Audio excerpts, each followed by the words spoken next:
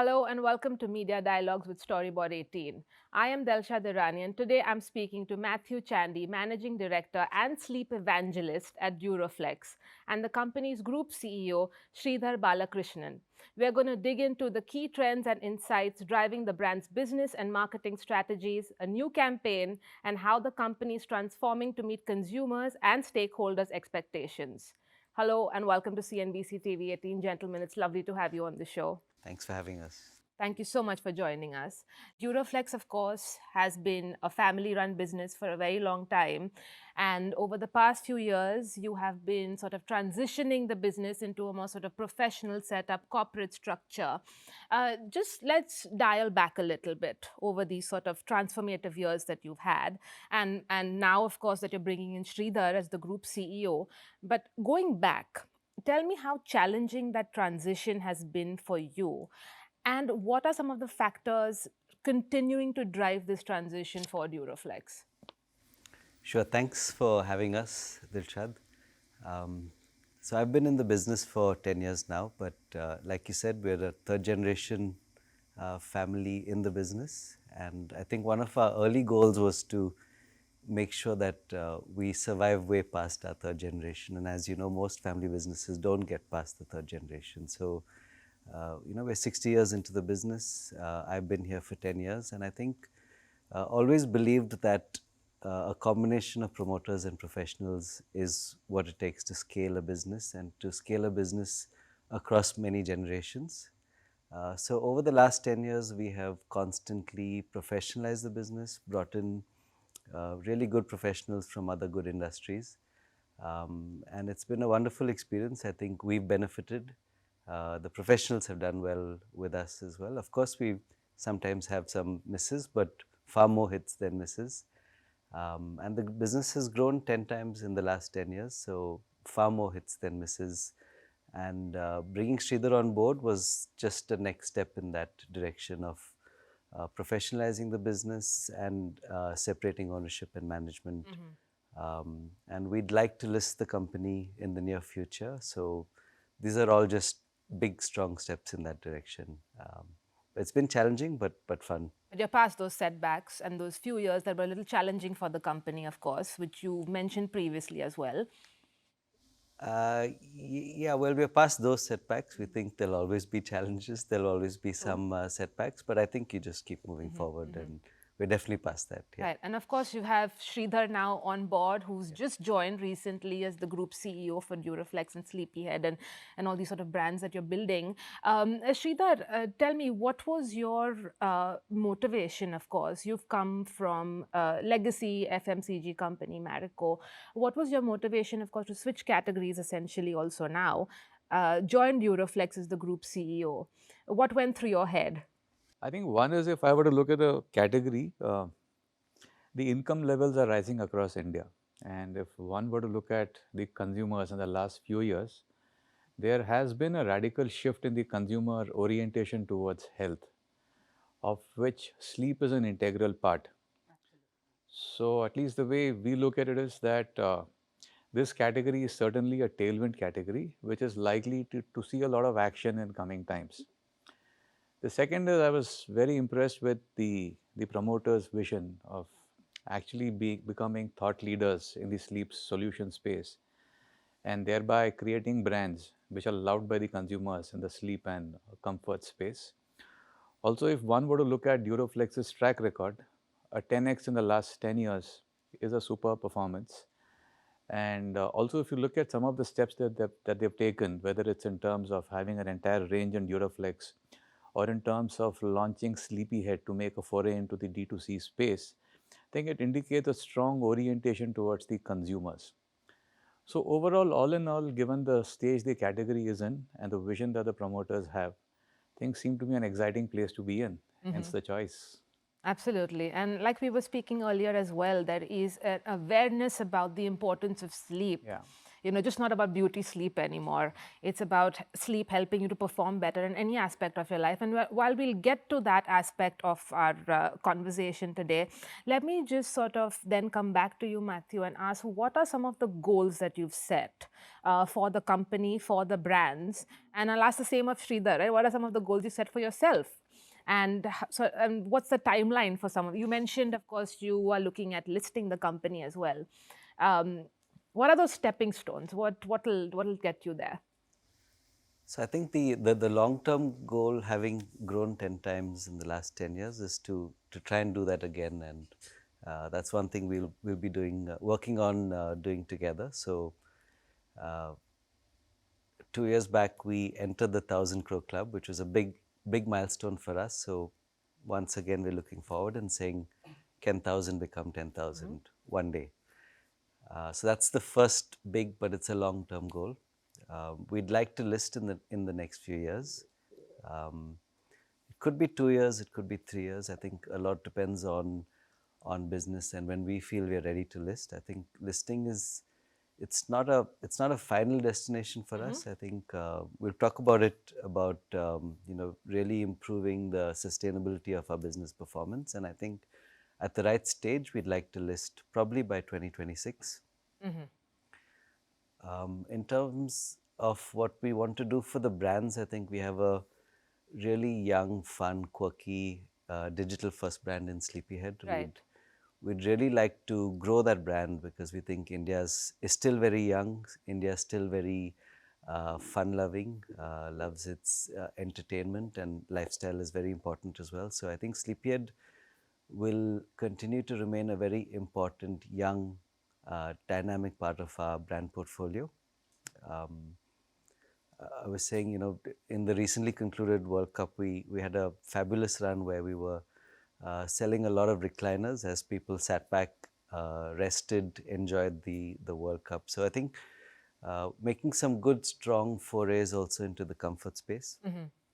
Whereas DUROFLEX will continue to play strongly in the health space and in the sleep solution space. I think we have a real niche over there, and we've carved out a niche in being, sleep to perform, sleep for elite performance, but also sleep for beauty, sleep for productivity, sleep for your health. So DUROFLEX will play a slightly more serious, evolved role as a sleep expert.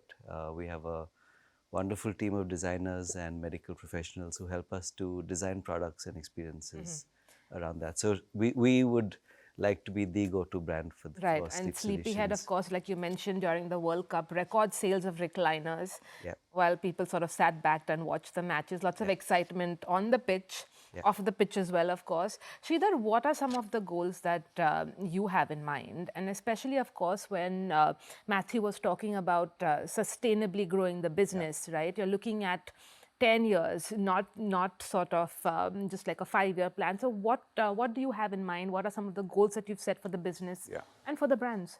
So I'll break it into two parts. I think one is the long-term vision for the business.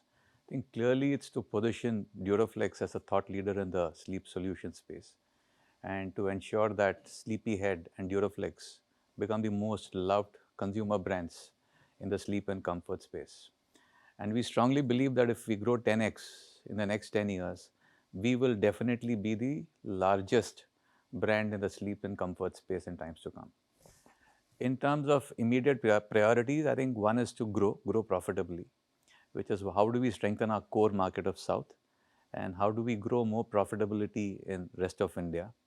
And also, as Miki just pointed out, it's also important to set up the organization for the IPO in terms of sustained, consistent business performance, building new engines of growth, putting together a top-class team, and ensuring that we put in systems and processes which ensures that we are able to deliver sustainably. So I think these are the long-term and the short-term priorities. In terms of clear specifics, we intend embarking on a visioning exercise over the next few months to clearly charter out what our milestones will be in the growth journey for the coming times. And you mentioned, of course, other growth engines for the company. We spoke about Sleepyhead, digital first brand, you know, very youthful, targeting a new generation of Indian consumers who want it all, let's face it. They want to sleep, they want to Netflix, they want to do everything. What are some of the other growth engines that you have in mind? I think Any gaps that you see in the market? Of course, Duroflex has gone from just a regional brand to a national brand. Where are you seeing the growth so potential? I'll possibly address it at two levels. One is from a brand standpoint. We all strongly believe that India is a large market and this space is definitely going to grow. And with both these brands positioned very sharply, I think we have the opportunity to really address a much larger consumer base as compared to what we would have been able to with just one brand in our portfolio. And the beauty of it is the way these brands have been marketed, we all feel that there is an opportunity to really sharpen the differentiation and address a larger consumer base.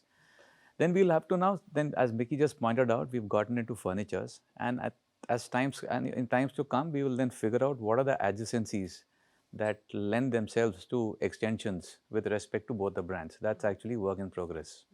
But certainly mattresses and furniture are two areas that definitely are in the marketplace, and where we believe that there's a lot of leg room or headroom for us to grow in both these segments with both the brands at times to come.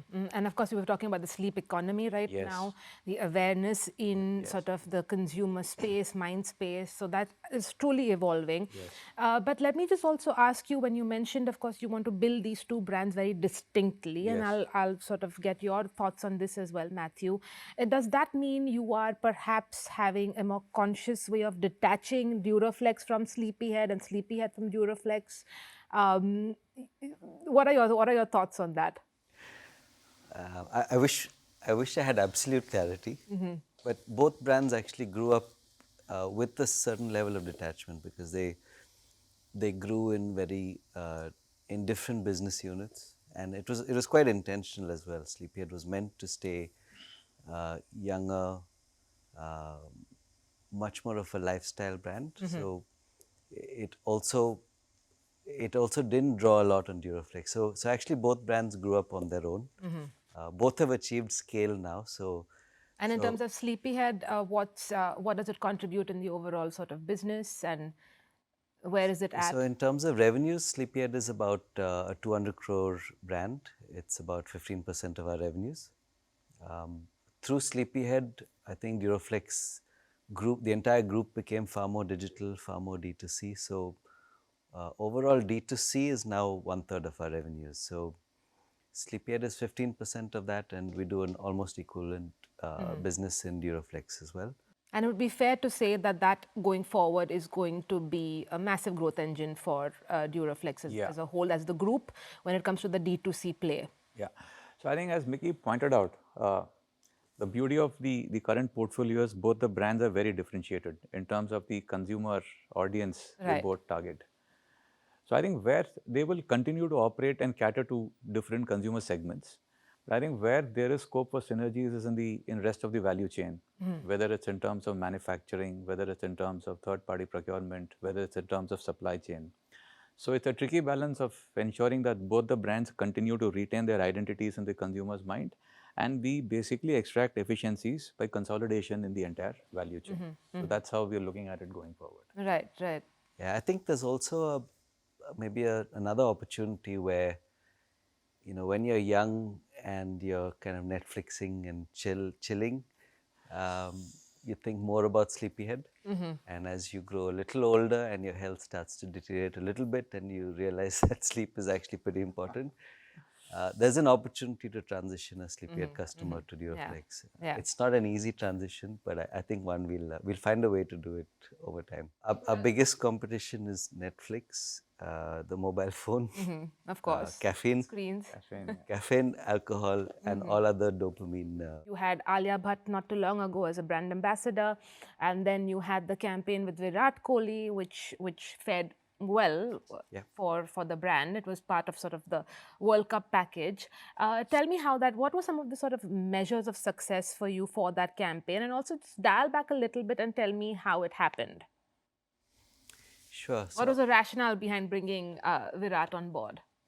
So Virat has been in the Duroflex family for about 5 years now, actually. because we started 5 years ago. We realized the category it needed a lot more excitement and glamour. So we sponsored RCB.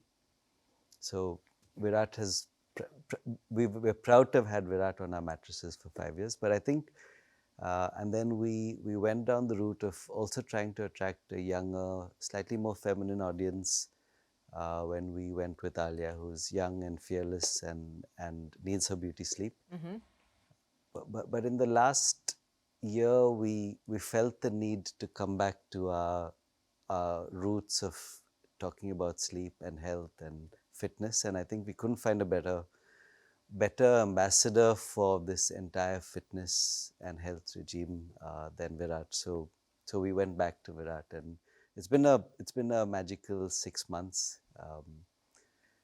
I think it peaked during the World Cup, where I think we can all be proud of the way the Indian cricket team performed, and especially the way Virat performed. And somewhere after the second match, when Virat scored his first century, we got a call at 5:55 a.m. Sandeep took that call, and we were told that Virat's not able to sleep in the hotel mattresses, and we were asked to deliver DUROFLEX Back Magic mattresses to every location for every cricket match. And I mean, this was real. This was not something which we created. So I think the association has been strong. It's been very meaningful. And that's the almost honest kind of endorsement that you can get for your product, Yeah, right? it was a real endorsement. It was a genuine, real endorsement. A lot of people thought it was something which we engineered. We didn't engineer it. It was very real. Of course, we marketed it well after that. Yeah, you have to leverage something like that, right? You don't just let that go. You don't let it go. No, you don't let anything go. So within a week we had about 25 million views and 3 million likes.